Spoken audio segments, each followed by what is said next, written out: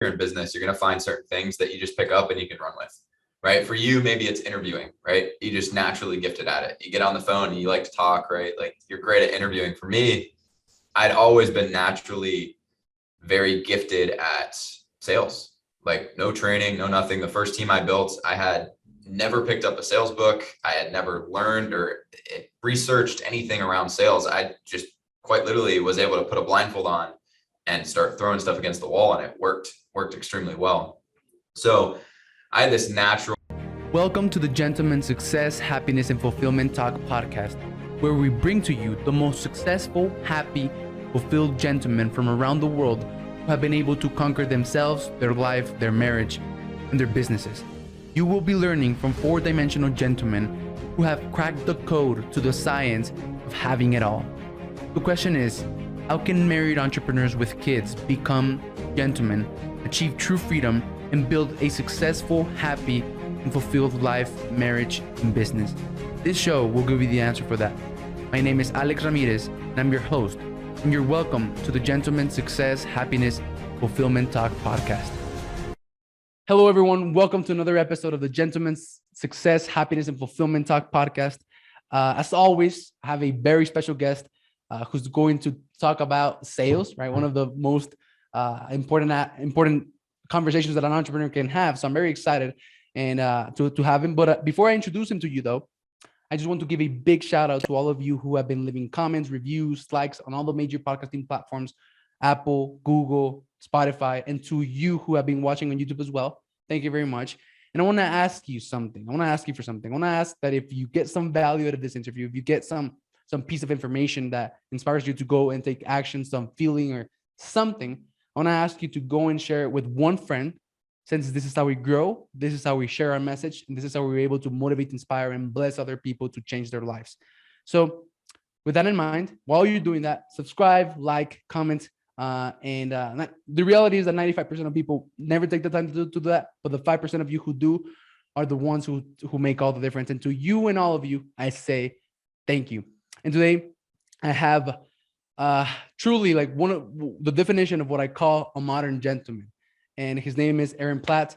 He has for like what he eats for breakfast, lunch, and dinner is sales. Like this guy is like a sales, I don't know how to call him, expert, maniac. I don't know, but he like he specializes in like building sales teams, and he's a husband. He's in great shape. He takes care of himself. He knows the value of like loving himself and putting himself first. He's built, multiple businesses and help other entrepreneurs build their own successful businesses. And he's the definition of what I call a modern gentleman. So Aaron, I'm very excited to have you, man. Thank you for making time for this, and you're welcome. Absolutely. Thank you so much, Alex. No, I'm excited. I mean, I love, like you said, eat, breathe, sleep, sales. It's a pretty unhealthy diet, but it's a skill set that I've come to really, really love, and I'm excited to share it with you guys today. Awesome. So, man, the first thing that I do with my guests is I tell them to walk us through their entrepreneurial journey in 75 seconds or less. 75 seconds or less. Okay. Well, let's start from the beginning. I am from a family of 6 kids. So it was kind of growing up. It was like, all right, we're getting a job. We're paying for ourselves. We grew up in a pretty nice area of Orlando, Florida. So, a lot of our friends didn't necessarily need to work. So anyways, got my first job at 14, had worked basically in the restaurant industry, doing pretty much anything I could early on, stringing lacrosse heads, training people, selling snakes at a point. So I'd always done some smaller random stuff with my friends, but going into high school, the end of my high school year, my senior year, I actually got kicked out of school. So I ended finishing up high school very, very early and going out to school in Gainesville. Throughout that time, I had lost myself, found myself, done a whole bunch of different stuff. I partied, I went to school. I was just basically out there because a lot of my friends went out at that period to go to school, and I didn't really know what was next for me. Long story short, during that time period, I had moved around quite a bit. I had done a lot of things that I probably shouldn't have, but life experience wise, I got it out of the way. Right. And eventually was up in Tallahassee. I had been working for a bar. So I was basically running a bar, and I was a bartender. This was when I was like 19, and the ownership of the bar changed, and they asked if somebody could do marketing. And that was kind of a catalyst point for myself. At the time, I had just purchased a drone with a tax return. So I was flying around a drone, making videos for really anybody who'd let me. I was doing some real estate stuff. At the time, I was also getting bombarded by Tai Lopez ads. And as a 19-year-old, that stuff sounded really cool, drop shipping. So long story short, my first venture that I had ever done was a bikini company. So I started a bikini company. I was a social chair for my fraternity, which ended up allowing me a ton of influence on, basically giving away a bunch of bikinis. And it started a decent sized little e-commerce business for me while I was there. And then, yeah, the bar ownership changed. And from there, I took over marketing. And I mean, long story short, I ended up dropping out of school, moving home. I started a business with a bunch of my friends, which I'm super grateful for. I learned all my early stage mess ups right away, very quickly. So I got an office in downtown Orlando. I bargained with a modeling company, gave them free service. They gave me office space. And yeah, from there, it was just finding a skill set after a skill set after a skill set. And, to the point that you brought up earlier, the reason behind this podcast was the network, right? I just kept getting a larger and larger network. And within that network, where, when I'd first meet people, I would just kind of listen and hear what they were going about. And I had no value to give. And then I'd find my ways into giving value into that circle. And, when you can give value, now the opportunities that come to that group are partially yours. Right. So without rambling on too much more, it was kind of e-commerce to marketing to Social X, which was an events company, which transformed about 1,000 different times. Then I got into SaaS, and I had started with a company called Connected. And that's actually when we met. We were going through the Connected stuff. And I joined that company when they had 0 salespeople. I was essentially the first sales guy. The people that founded it and started running it were doing sales at the time. I took it over 30, 45 days in. I said, hey, let me build a team. And they had tried a couple times before. They said, yeah, go for it. Let's see what happens. And that was where I kind of found my superpower, and after that, it was one team after another. And, it's led me to kind of where I'm at today. But without going too long and winded, I think that's kind of a good sum up. It's just been really leveraging opportunities and skill sets and defining other opportunities and skill sets and just kind of gaining experience along the way, which is kind of built me into a well-rounded person in the business world, and also knows where my strengths and my weaknesses are. So, yeah. Man, that was an amazing story. Well, it wasn't a story. It was like a summary, right? But it was an amazing summary. And it sounds like you've had a lot of fun, right? How old are you right now, man? I just turned 25. 25? Holy Yep. shit. 25 years of age. This is what's possible. This is what's possible, right? For everyone listening out there, like 25 years of age. Like if you don't know Aaron Platt, go in and onto his social media, follow him on Instagram, Aaron Platt. You'll see what I'm talking about when I say this is what's possible, right? So man, your superpower. So is your superpower selling, or is your superpower like building and leading sales teams? I think so. At first, it was selling.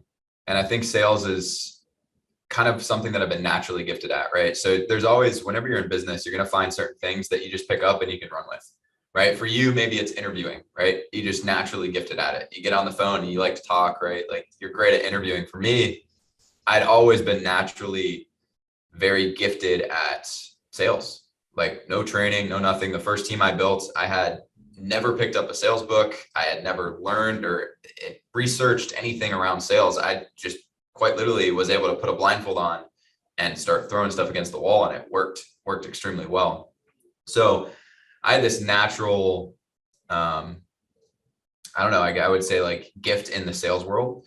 And that started as sales, and then it moved more into, I really enjoyed helping people. So I liked taking, a random person from my network or people that were looking for a new opportunity and helping facilitate them into that opportunity that can really, really help them transform, which was sales. So I really loved the people aspect to it. And yeah, and then it just kept going and going and going. And the deeper I got, I think it's more about management training of people, right? And learning what needs to be there first before bringing somebody on. right? I think a lot, I mean, there's so many turns that I want to make right now in this conversation just to kind of give an emphasis or an example. But really, I think where I'm really good right now is I've been in so many different situations with so many different sales teams at this point where I can see the pitfalls and the strengths really quickly. And it's a really common theme across a lot of these companies, right? And a lot of it comes down to they're so focused on the sales and marketing side and they're not focused on the people aspect at all. They're not giving them the right opportunities. They're not motivating people the right way. There's a lot of pitfalls there, right? And yeah, I mean, I think at first it was sales and then it turned into a people game for me, right? Cool. Yeah. So, man, so let's see. I gotta ask this question: Yeah. do you think sales is like something that you're naturally good at, or something that you can like become good at? I would say when people are ready to really, if somebody's really ready to, or let me take a step back. I think sales comes down to work ethic, Okay. right? Like I really think that's genuinely one of the biggest correlations with a successful somebody in sales is going to be work ethic. If you have somebody that's really willing to work hard, they can get around their other maybe not so suited personality traits for sales, right? Okay. You can be completely introverted, you can be completely extroverted, you can be scared shitless of a phone call, right? But if you have the work ethic and you also have goals and you have a reason to be in sales, I think that really determines what your outcome is going to be in the sales world. Now, I think most people can learn sales, yes. I think they have to want to learn it, right? They have to want to invest their time into this, right? They have to have a reason. I mean, if you brought 10 sales reps in, I could probably spend 5 minutes with each of them and tell you who's going to be successful and who's not. That's fucking amazing, man. Let's see, like, walk me through how you do that. So it really depends for each company, right? So if you're selling, let's say you have inbound team, they're taking inbound leads, right? So they're calling out, they're qualifying, they're working people, right? So there's a couple pieces that you're going to look at when you're interviewing somebody, or you're bringing somebody in for an interview, right? You're actually taking them through the process. You need to figure out if they're coachable. You need to figure out what their past successes look like. You need to figure out why they're interested in working with you, right? There's a bunch of different characteristics that you can find that your star salesperson should be like. And then you need to figure out how you interview for those characteristics, right? So for past success, right? Maybe they were, a star athlete, or maybe they were the best person at their last job, but it wasn't in sales, right? Maybe they were in sales and they were the top of the leaderboard. So like, you want to find past success that translates to a really healthy and strong work ethic, right? Past that, coachability, right? Alex, me and you are, first interview, I'm going to hand you a script. I'm going to give you a couple seconds and you're going to read it back to me, right? I'm going to give you a little bit of questions like, hey, what do you think you did well with? What do you think you didn't do well with? Right? And if they're like, oh no, I killed it, probably not going to be the best rep because they're going to have a little bit of an ego and they're going to try and be, salespeople typically are going to be a little bit, they're drama queens, right? They really are. They have a little bit of ego a lot of the times when they're coming in, but the guy that says, hey, I think I did really well here, I don't think I did this really well, this part and this part I had struggles with. If you can give them some insight and then they turn around and feed that back to you, right? They actually take it.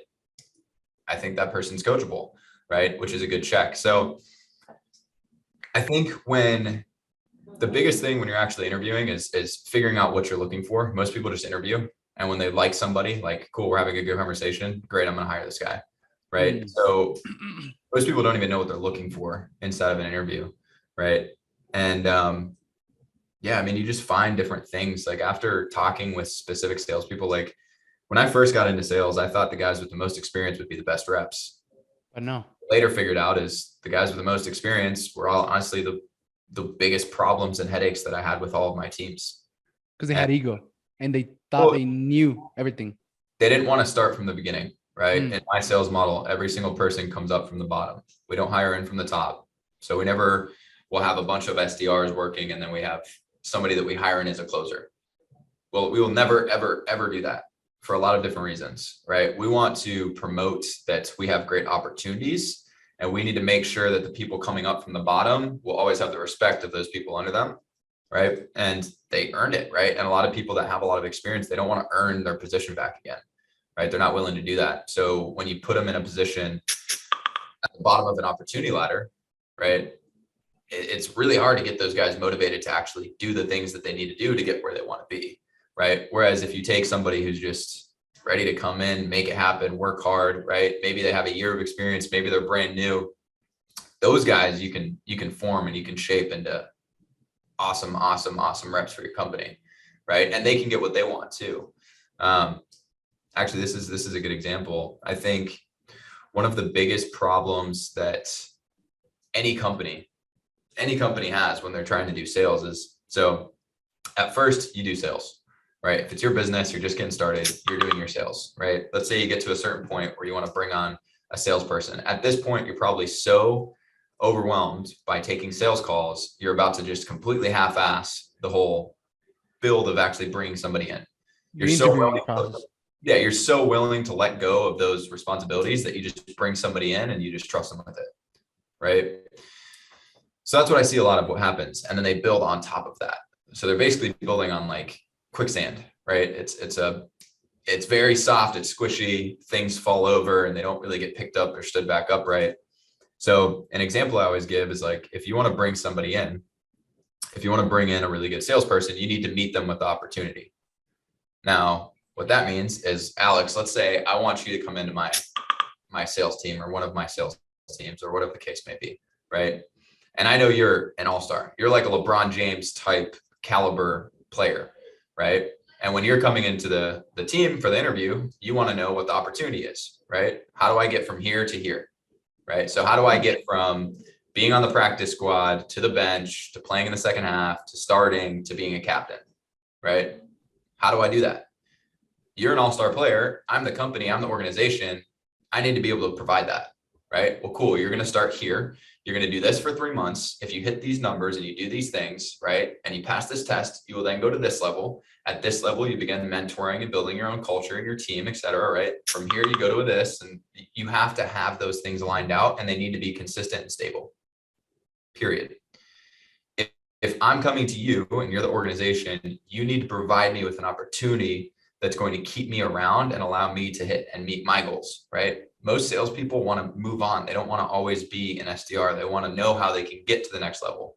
And you as a company need to provide that to them clearly, night and day. It needs to be completely clear, right? It needs to be something that's been done before, right?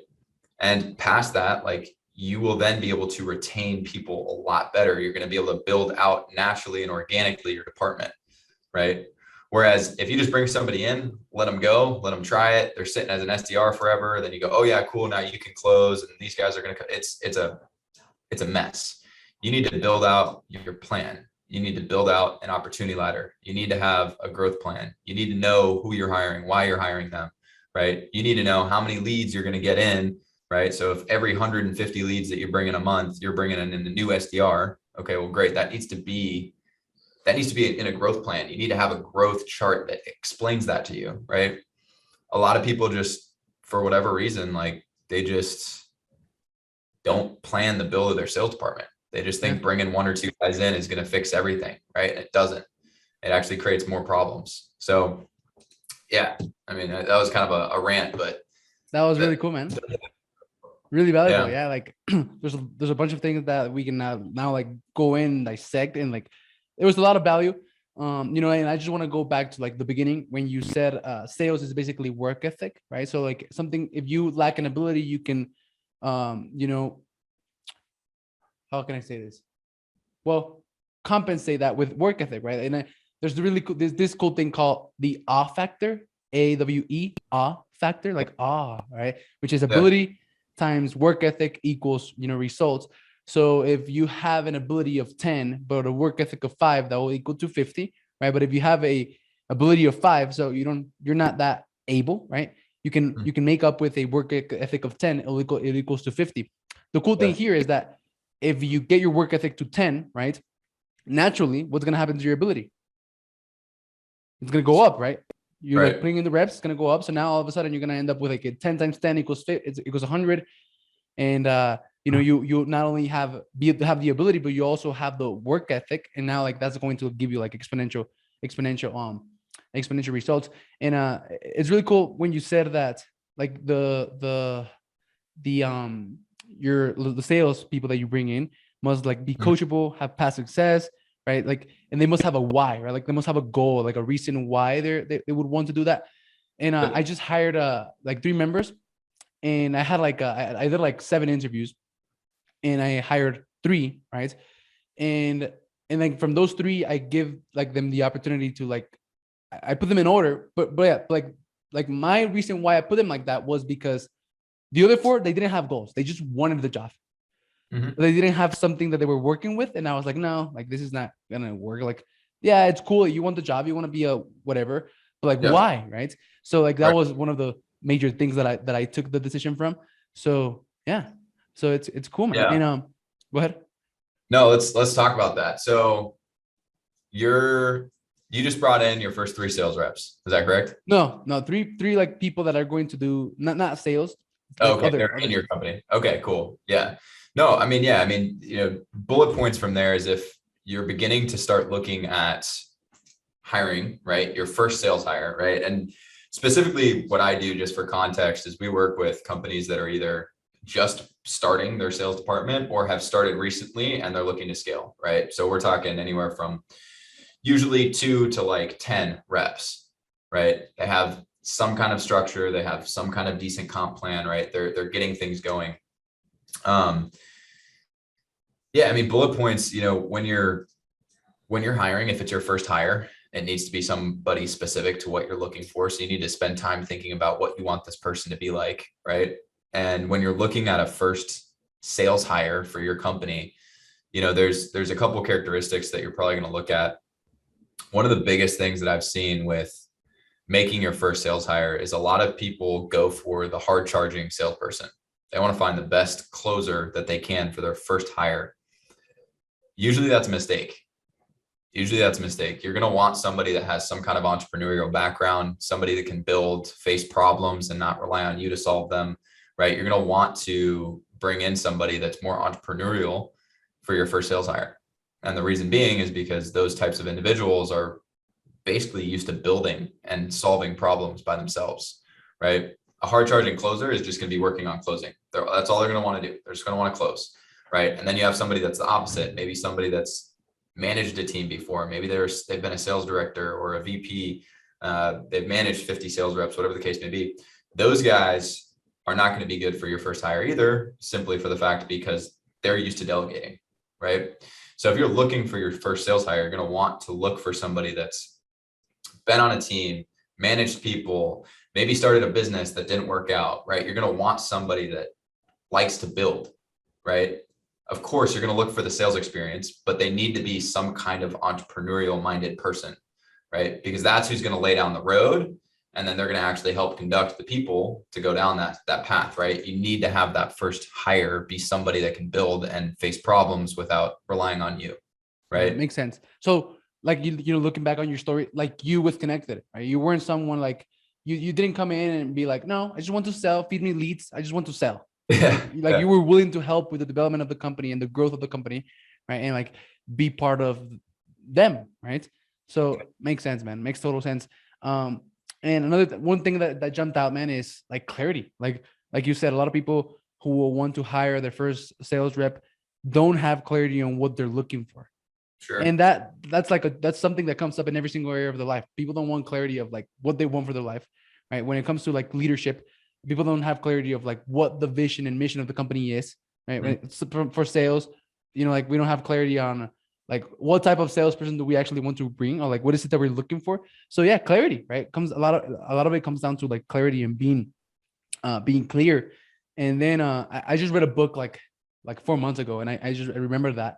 But basically, with the Navy SEALs, the way they build high-performing teams is like they have a graph, right? And one side, for everyone on YouTube, I'm like making gestures with my hands, so it's going to be easy to understand. But like the left side has like trust, right? And then on the bottom side, they have like high performance, right? Mm-hmm. And the way that they build high-performing teams is that like someone that has high trust below low skill, that's not good, right? And then someone that has high skill below trust, that's not good either. Like the trust is like the ego. They don't want to take responsibility. They don't want to like Right. be coachable. They just think that they're really good. So like they don't want to listen to everyone. So like this high performing Navy SEAL teams would prefer someone who has, like medium skill and high trust over a high skill, low trust person, man.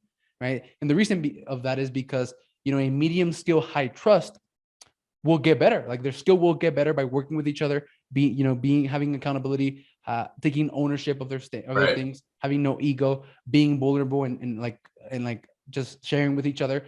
And Mhm. that's how you build a high performing team, right? So, and like you touched on that, which I thought was really valuable, and which made me think of like the book that I read. So that was really cool, man. And What was the book? Was it Extreme Ownership by Jocko? no, I have it. I have it on my reading list. Actually, you gave that reading That like book. Yeah. yeah to me. So I have it, but no, it was Simon Sinek. Simon Sinek, Infinite Yeah, Game. Infinite. Yeah, that one. That's what I it got was. it. I got it right next to me. Yeah. Yeah, Yeah. that's the book you gave Okay. it to me as well. So Yeah. I read it. Right. Pretty cool, man. No, actually, I like that topic. I mean, I think like what is a high performing team? How do you create that type of environment, right? How do you create that type of culture, right? Um, and I think that's an equation that's like ever changing, right, with what's going on. But I think one of the big things that helped me when I was getting started in, because I mean, when I started building the sales teams, like I said, I had no idea what I was doing, right? I knew a couple of things. I knew that I was in their position. So I was just building for what I wanted, right? I wanted high competition. I wanted guys that were really ready to get after it. I wanted visible metrics, right? I wanted to make sure I was at the top of the leaderboard every single day, right? So like I was just building off of what I wanted to be in that team, specifically talking about connected, right? Because for the first 30 to 45 days, I had literally sold. That was all I was doing. And then I called up actually Devin. I was like, hey, Devin, I love selling for you guys. I want to build a team. And he was like, all right, we've tried. You can definitely give it a shot, right? And he let me give it a shot. I think the reason it worked for me was because I went and I hired about 15 guys. They were all my friends. I really wanted to see these guys do well, but we just had fun. Like we just had fun with it, man. Like we built up a vision. I was like, hey, this is where I want to go with it, guys. You guys just bring me all your leads. I spent the time closing deals for them. Literally, that's all I was doing for the next like 45 days. And the culture, the competition, the leaderboard, like all of that stuff kind of created this culture of just performance, right? Like we all builds want to trust. make each other do well, right? I wanted to kick your ass, Alex, but I was also the first person that was going to help you, right? And that's kind of the culture that we started with. And then past that, the next piece to it was the actual foundation of what was behind us, right? The systems, the comp plans, the KPIs, the interviewing, the hiring, the training, the management structure, like all of that stuff came next. But it all started with just competition, culture, fun, get up, get after it, enjoy it, right? Like that's what it started with. And I think that's missed a lot with a lot of teams, right? Like they just skip all of that and they just go to KPIs, reporting, management, training. Like they just go into this like robotic type style team stuff. And yeah, I mean, you can't build a company without culture. You can't. It's one of the most important, biggest driving factors, especially in a sales environment. That will literally make or break your company at a certain point. If your culture is bad, you can't retain, right? People aren't excited. And when people aren't excited, they're not performing, right? Like if you had to roll out of bed every day and you're like, oh shit, I gotta go. It's exhausting. I gotta make calls today. I gotta do this. Yeah, you're constantly second guessing why you're doing it. But when you have conviction and you're excited and you're coming in and you're basically, the way I put it is like you're playing football every single day, right? You're on a football team, right? And you're going to play every single day. And when you're on a really good team that has a really awesome culture and there's competition, right? So I always split my teams up into two. They always face each other, always. So you're playing the same team every day. It's like freaking March Madness, right? You're in there playing, it's all day, every day, right? But every single day as you're waking up and playing a new game, If your role is to set the appointments and the closer's role is to close, then the closer can't close if you're not setting, right? If the closer isn't closing and you're setting, well, then it doesn't work, right? So the team has to operate, and you need to know if you're doing your job that these guys are going to do their job, right? So that's where the culture starts to build. And yeah, I mean, you can do a lot, going back to what we said in the beginning, by just finding people with really great work ethic and getting them into a competitive environment. You can do a lot, like a lot. I mean, minus all. Hey, sorry for the interruption. I just wanted to tell you that this podcast has completely changed my life in ways that you could never imagine, and I would like the same for you. Look, you are the average of the 5 people you surround yourself with, and the fastest way for you to level yourself up in every area of your life is for you to connect with people who are where you want to be, build relationships with them, and connect with them. The best way for you to do that right now in the digital age is for you to start your own podcast. And I just wanted to let you know that I have a free training that you can get free access to. It's called the 30-day Net Worth Skyrocketing 3-step podcast cloak track framework. And it's going to show you how you can start and automate everything in your podcast, from finding your ideal guest, getting them on an interview with you, and creating an automated content machine in just 30 days. By executing on this free training, you're going to be able to connect with high-level people, no matter how rich, famous, or out of your league they may seem, in just 30 days with less than 1 to 2 hours per week, so that you can increase your net worth, your authority, your trust, your client acquisition ability, and your opportunity. So there's a special link for this free training in the description of this video. Thank you for watching and tuning in, and I hope you enjoyed the rest of this episode. Bye-bye. The systems, mining all the foundation. If you just have work ethic in that group and mix it with competition, Fun. you find a way to drive people. And I think this is super important too for everybody listening. This will actually be a pretty good golden nugget. And this is something that took me a long time to figure out. If you have a small sales team, or even if you have a large sales team, most comp plans are purely compensational, right? Meaning it's all around a bonus structure, a salary, a commission, right? That's all you're basing your pay on. If you get to a certain point and your sales rep is making 30, 50, 60, 100, $200,000 a month, right? And your bonus is to give them an additional $1,000 or to give them $1,500 or 2,000 or whatever the case may be, you're not driving their motivation, right? And for example, when I was in sales, I solely thrived off of the recognition. Now that sounds really egotistical, but that drove a lot of my motivation, was waking up and knowing that I was at the top of the leaderboard. Yeah. So there's a couple of things that your comp plan needs to hit.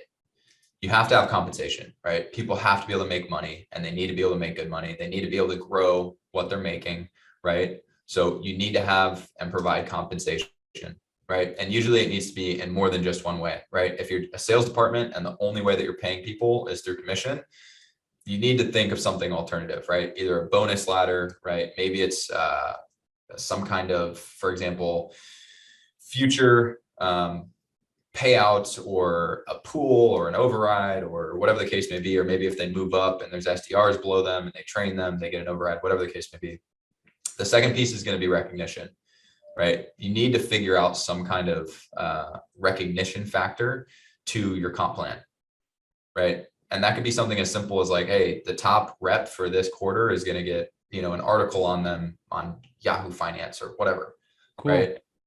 Something simple like, hey, Aaron or Alex, you were the top rep. You helped us convert the most business, and the people loved you who you talked with. Like, we're excited and we're going to promote you. And what that does is it makes me want to go promote that, which promotes the company, which promotes other people to want to come work here, right? And on top of that, I'm getting recognition, right? You can do smaller things. Like, for example, at the week roundup every Friday, right? You go over the leaderboard, you figure out who's on the top, you do little different things, right? You give out prizes, whatever the case may be, but recognition is a big factor. The third thing is going to be freedom, right? What do sales reps do? They work off commission. So if they're not working, they're not making money, right? Well, if they hit KPIs a certain amount of times in a row, maybe you start giving them PTOs, right? Paid days off, right? Maybe you're you're an office rep, so you work in office, and if you hit your KPIs Monday through Thursday, you get to work from home Friday, right? Little different things are going to play into the happiness of your sales rep. Compensation is what everybody looks at for sales. They don't look at freedom, and they don't look at recognition ever. Most of the time, never looking at those two factors. I guarantee you, if you hit the compensation on the head, you hit the freedom mark, and you hit the recognition piece, your sales team is going to work a lot harder. And for example, when you have somebody who is making a lot of money, you can continue to motivate them instead of just trying to throw more money at them.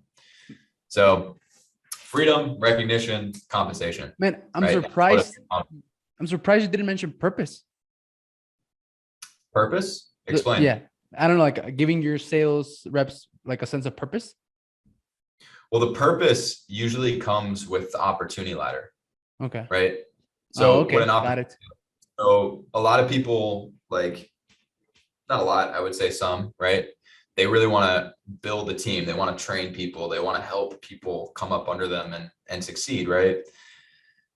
And that comes within the opportunity ladder. That's what we talked about earlier, right? How does somebody go from a practice squad to a bench to a second half to starting to a captain, right? Well, when you have that mapped out for people, typically a lot of the reason why they're doing what they're doing is to get to the next level, to the next level, to the next level. So they can be at the top, so they can be a mentor, so they can be a leader, right? So they can get that experience, so they can run a team, you know?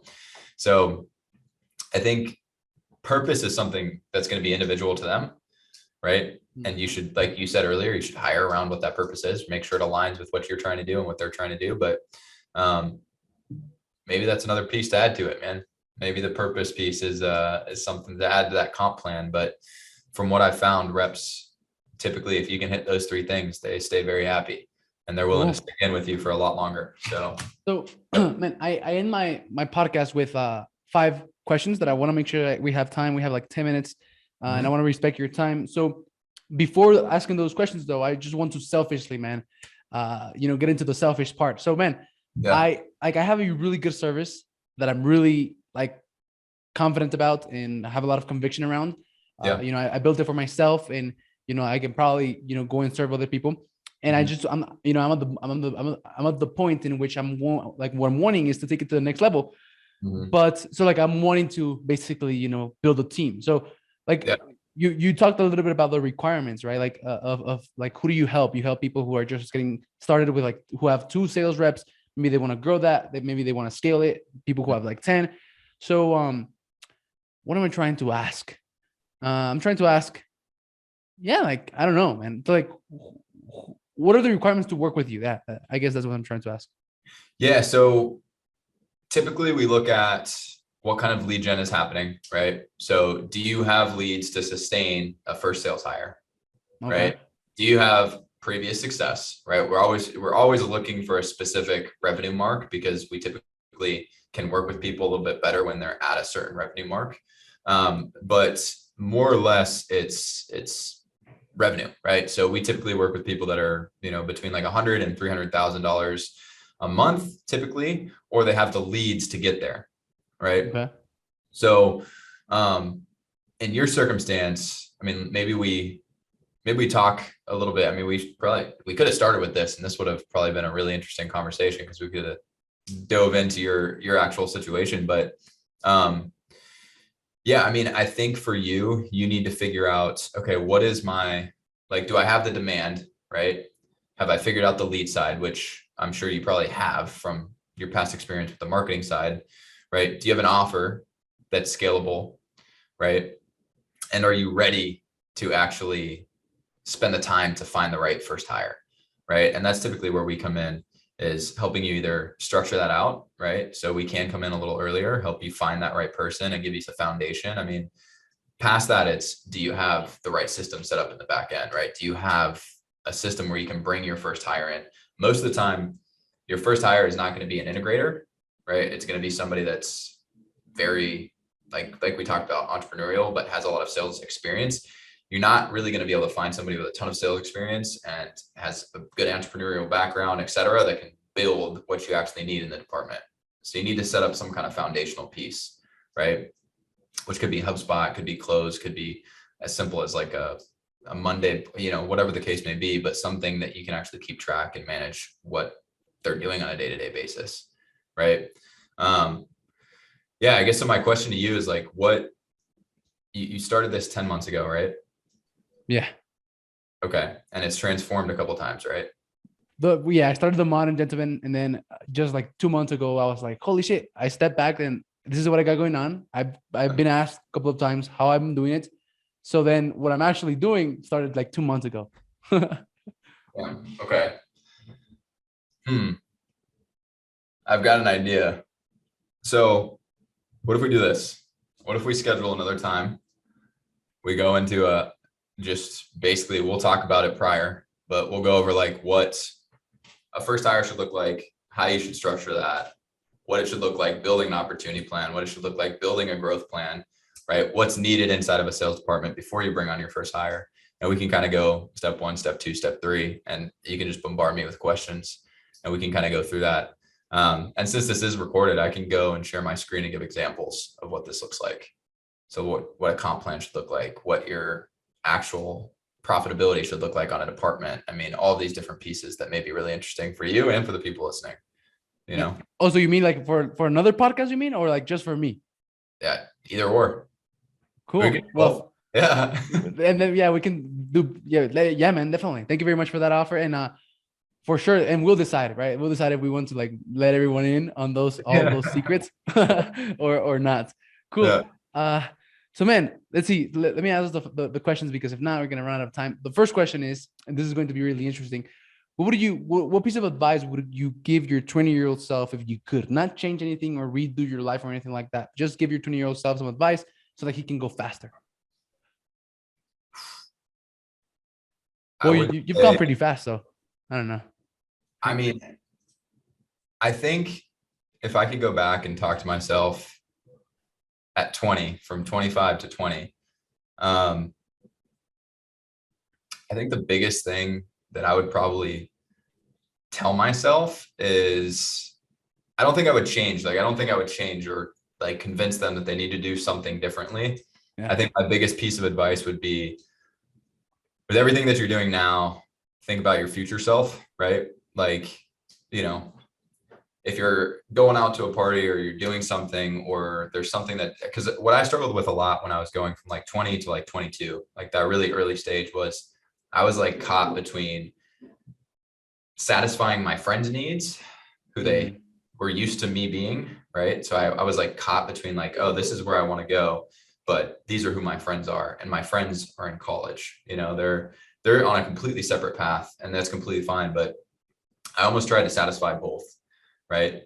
So I would just, you know, like I would probably explain to them like, hey, look, or explain to myself, look, like you're gonna have tons of split decisions where you're gonna do this and you really should be doing this. It's I think just think about your future self more, right? Every situation that you're in or what you're doing, like waking up early, you know, you're doing it for your future self. So, you know, 2 weeks from now, 3 weeks from now, 4 weeks from now, you're going to be thankful for the person that you were, right, in the past, rather than disappointed, right? Because everybody's had that point. I mean, and from your story, I'm sure you can account to this. Like when you first got started and you're like, okay, I'm going to go into business, I'm going to do this. You go really, really well and strong for a week or 2 or 3, and then you just go out and get wasted and you do something really stupid, and you wake up the next day and you're like, damn, I don't even remember where I was supposed to be. You know, my brain's all fogged. I'm doing all this, right? So I struggle with that a lot. And early on, you're going to lose a lot of the people that you're closest with at first, and then it's going to come full circle. Almost every single person that I lost early on that was truly like I was close with, I lost for about a year, 2 years, 3 years, not lost, but I was just super distant from them. And it always came full circle. When they started coming back, it was like, okay, now they're getting into business. Now they're doing certain things. They're being productive, right? They're not worried about the party or the whatever anymore. They're actually moving on to the next stage in their life. I think I just did that a lot earlier than most of the people I was around. And that was probably one of the hardest things for me. So I think the conversation I would have would be more around like, look at the future, right? Set goals, set standards, right? Hold on to those. And then also, you know, true friends will be there forever, right? They may not be the closest with you forever, but they're always going to come back around in your life if they're really, you know, meant to be good friends, you know? So yeah, that's cool, man. So basically validation and approval, right? Like that's what kept you from taking the right decision that you knew you wanted for yourself, like not losing validation and approval. So yeah, definitely. Yeah. Cool. So the second question is a mindset. So what is one mindset shift that you've had that you can share that has contributed a lot to your success, man? I think, man, these are good questions. I think I'm trying to think of something that's probably most relevant to me right now. I beat myself up a lot, you know. I Yeah. worry a lot about certain things. I think one thing that actually my wife has been really helping me with, and what I've been trying to work on the most, is just being playful with all this stuff. Like, business is business, right? It's everyone makes it so like black and white and very like cut and dry, and you know, I don't ever want to be in a position where I hate what I'm doing every day. And I've gotten to that point a couple times in the last couple of years where I've like had to like wake myself up and basically just get my mindset around, okay, I need to have fun with this, right? When I first started with Connected, it was just pure fun, right? Every day I was waking up excited. And when you do something consistently, you get used to it, and that excitement starts to die down, right? And yeah, so I mean, I think mindset wise, like, you got to learn every day, right? You got to be focused, right? But you can't lose the playfulness of the game that you're in, right? This whole business thing is a game, right? Okay. And when you lose the playfulness of the game is when things start to typically die down as far as enjoyment and fulfillment, and you lose a lot of those factors, which really hurts your mindset. Are essential, yeah, for sure. So basically, not taking things so seriously, right, and beating yourself up for every single little thing. Yeah. Is that what you're trying to say? Yeah. Yeah, just keep it playful, enjoy things, right? Know when you need to be serious, but also know when you can enjoy what you're doing, right? Cool. And you can Yeah. be a little playful with it. Yep. Mindset map motion. So what is a habit, man, that you have that you think has contributed to your success as well? A habit. Habit. I would say probably the biggest habit that did the most for me early on was waking up early. And that's, I mean, you guys have probably heard that 1,000 times, but there was like this big I would say transformation when I would force myself to get up in the morning when I was 20. You know what I mean? I was up 6-7 hours before most of my friends were, you know, like, so I was getting up at 5 a.m. going to the gym, and doing that gave me a lot of, I would say just practice. Momentum. Yeah. Momentum, practice at kind of breaking and shutting down that voice. Right. And I think that was probably the early side that really helped me. I think the biggest habit now is taking care of myself before I do anything else. Yeah. Like, I think waking up in the morning early, going to the gym, you know, drinking some water, and setting out like what my day should look like and playing to that. Meditating has helped a lot. I think I'm sure you meditate. Yeah. Yeah. I've been doing that for like the past 3 years. I was terrible at it at first. I would sit there with my eyes closed and be like, what am I doing? My brain just keeps going back and forth to different stuff. I think now more so what I do with meditation is I just think about how my day should look like today. So I stopped thinking so far out. I stopped, you know, I'm really just focused on like, okay, how much water should I consume today? What kind of meals? How should I work out at the gym? How should I feel after the gym? Right? I have these meetings coming up. What do I feel like that outcome should be? And I make it super simple. And that's allowed me to really like think much more long-term, because if I have today figured out and I know what I'm doing today and I have that feeling and I wake up and can get myself in that mindset, right, then thinking a year, 2 years, 3 years down the road makes it a lot easier. So meditating, I mean, just taking care of yourself. Taking care of yourself. Yeah, for her. Yeah. So, man, actually, when we first met, you actually told me, right, that at first, you know, the way you had success in business was like by just going full out in business and not even taking care of yourself or like working out or eating good. Yeah. You just went all in business, right? So now you've changed that and you have a habit of putting yourself first. Absolutely. Awesome. You can only run through walls for so long, you know. Eventually that wall is going to be concrete and you're not going to have enough power to go through it, you know? Yeah, exactly. So, awesome, I mean, man. When I first started, that was what it was about. It was like the hustle culture, the whatever. I fell straight into that, which was good because I learned, but there's no sustainability in that at all. Yeah. Right. And you'll eventually learn that. But I think most people at our age or around our age have to learn that for themselves. Have to Yeah. figure out what their balance is, how to actually do those things. Because some people, they don't need much time to themselves, right? But some people do. So, yeah. The last question. So look, I have this framework: mindset, map, motion, measure, money. Right? If you want money, which is results, you gotta get 4 things right first, which we talked about: mindset, map, clarity. Did I ask about clarity, man? I don't think so. No. Oh, I skipped that one, man. Mindset, map, motion, which I just asked right now, and then measure. So let me ask about measure and then go back to map. So measure. Well, I think you alluded to this, but what do you think about measuring and tracking? How important is it, man? Yeah, it's everything. It's everything. I mean, Done. Everything. yeah, it's so hard to hold yourself accountable when you don't know. What's going on? Yeah.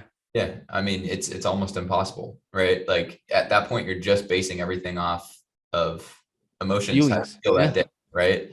Um, and this can translate to sales teams too, right? Most people don't have any kind of tracking. Every team that I work with, you can see every number, every detail of every single task that these sales guys are being asked to do.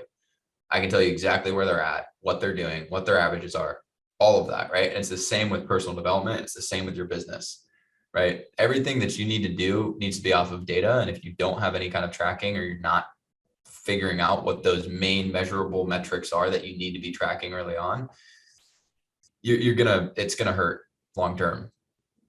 100%. Yeah. I mean, I would love to rant on about that, but I think that's, Yeah. as simple as it goes. It's like, if you're not measuring for personal or for business, figure out 3 things that you can measure. It could be water intake, sleep, and how many times you work out, right? Those are 3 easy things that you can measure that you'll look at and be like, wow, I'm working out a ton, but I'm not sleeping well, right? Like maybe if I sleep better, then I'll feel better, right? Because I work out and it feel great for an hour or 2, but then I'm dead, right? It's like, okay, well, maybe if I drink more water and sleep better, right? It's the same with your business, right? Cool, my sales guys are making tons of freaking calls, but we're just not converting in sales. Okay, well, what's happening there, right? I can guess, or I can actually set up some metrics and track it and figure out what's happening, right? Because maybe you're thinking, oh, my sales reps aren't doing their job. They're not setting these appointments up properly, whatever the case may be, blah, blah, blah, blah. But then you look at the no-show rate or the closing rate, for example, and the closer's closing at 4%. It's like, okay, cool. Well, the setters are doing their job. The closer's not, right? So we need to work with the closer, right? Not the setters. Yeah. But you immediately go to like, oh, it's the setters, these close, So yeah, set up 3 metrics.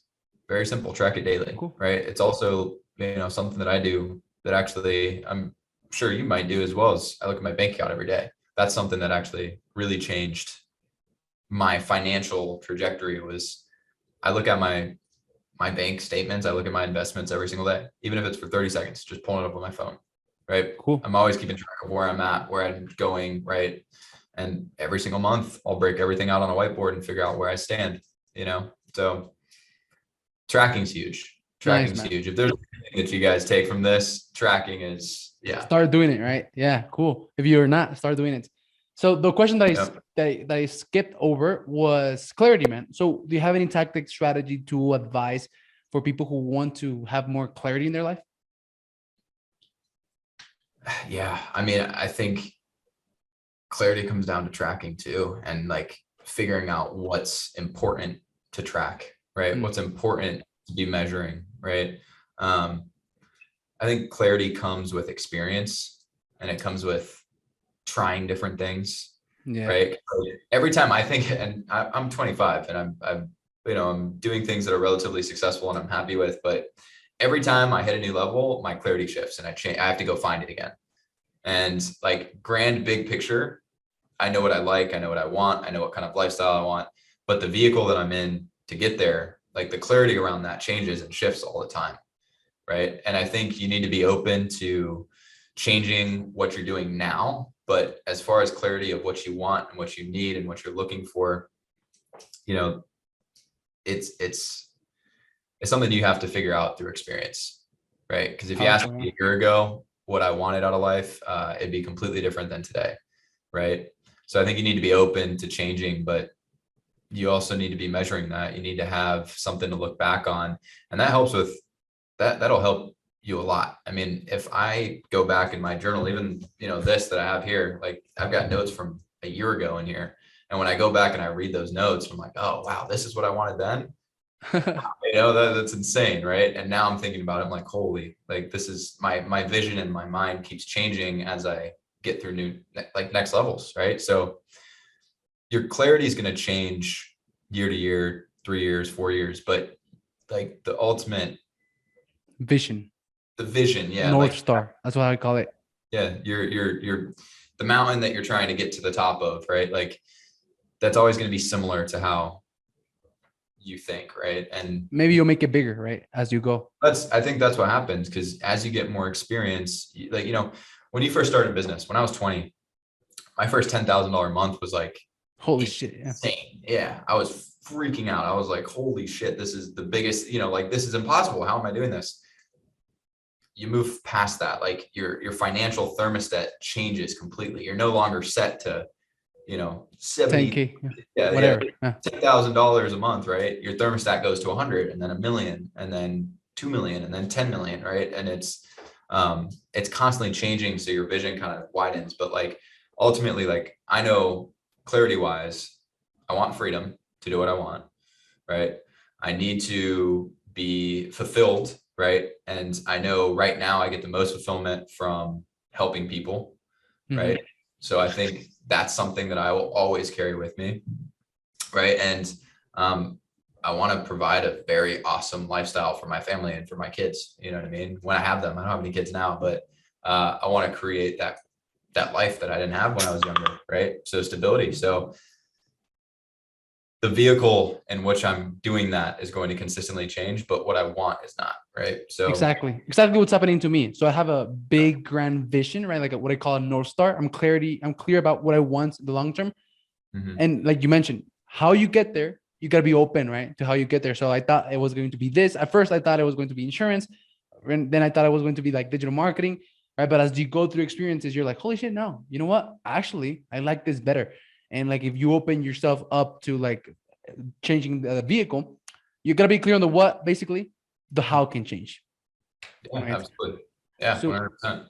Awesome, man. So, man, I've had a lot of fun. This is like, the end. And, for anyone out there, any entrepreneur, maybe they're at the 100K per month mark, maybe a little bit, not yet there, not quite yet there. Maybe they're even more, right? They're wanting to like scale their sales. They're wanting to bring in more sales reps. And they want to know more about that, more about you. Where can they find you? Where should they go? Go to my Instagram. It's Aaron Platt. There's a ton of them out there. So just make sure it's my real account. But yeah, go to Aaron Platt. I post tons of updates there. You can shoot me a message. We can chat. I offer free consultation. So you can get 30 minutes free with me anytime you'd like. We can run over what you're looking at. You just need to qualify for the call. And yeah, I mean, we focused on a couple main pieces, right? So we're focused on the recruitment, the training, the management, and then the lead gen demand, as well as the systems that facilitate all that. So we go in and we help set the foundation. We build out our system and we duplicate that to you. So depending on what kind of industry you're in, what kind of company you're doing, we do all the systems, we do the implementation, we do the copy, we do everything along those lines so we can set up the foundation for your reps to actually operate efficiently.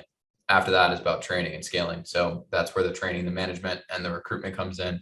But yeah, I'm open to chatting and helping anybody out that fits those qualifications. And even if you're not, shoot me a message and, happy to help whenever I can. I'll also be putting out a lot of YouTube content pretty soon. So you can follow me there as well. Awesome. Yeah. Yep. I'm looking forward to the YouTube content, man. You're going to be reporting your journey. Cool. Absolutely, man. Yeah. Right. Awesome. Yep. Excited, man. Thank you very much for being here. I appreciate your time and I had a lot of fun, man. Thanks. Yeah. Thank you so much. See you later, man. Thank you for watching the Gentleman's Success, Happiness, and Fulfillment Talk podcast.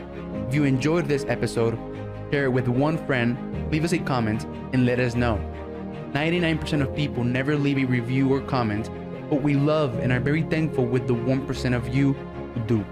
If there's something or someone you want to see on this podcast, send me a message on Instagram at Alex_Ramirez1020 and let me know. As a thank you for that, have an amazing surprise for each and every one of you who does take the time to leave us a comment or review on YouTube or one of the major podcasting platforms